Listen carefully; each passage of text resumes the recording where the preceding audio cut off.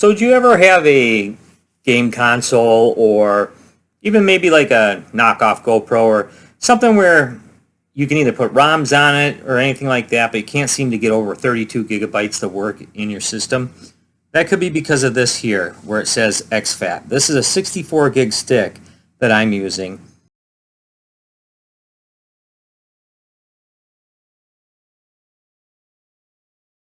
I can't format it any other way with Windows. So you'll see I'll click down here and I got NTFS and exFAT. And both of these are great if you're doing Windows type items, and some other operating systems nowadays too are starting to recognize them. Most of them I believe do. But a lot of things still need to have what's called a FAT32 file. So what I'll do is I'm going to download this program. Nice thing is it doesn't install. You just click on it, hit run, and you'll see it's already up there.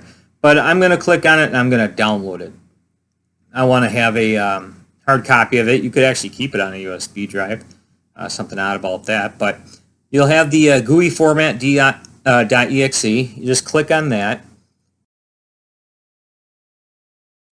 One of the things to this is making sure you have the right drive. You don't want to format over anything. But I'm going to raise it up to the highest it can go capacity-wise, and then hit start. You'll notice I closed Windows Explorer first because it will error out, and I'll show that later. But I'll type in right actually here, and then I'll hit OK.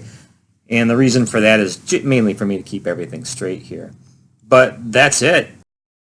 It was done. So if you go back into Windows Explorer and you find that drive and it says right there, just right click on it, go to the properties, and you'll see it's FAT32 and it's at the max capacity for the stick.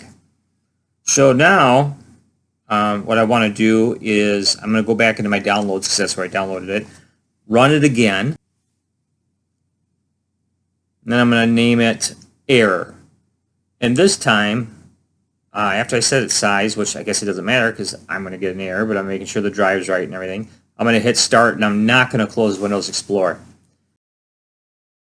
It gives you the warning, hit OK, and it failed to open the device. That's because Windows Explorer is already accessing it. You can't use this program when it's accessing. That's it. I mean, once you do that, you can now format bigger sticks. Now, say you're doing a bigger stick. FAT32 is actually theoretically supposed to handle into the terabytes.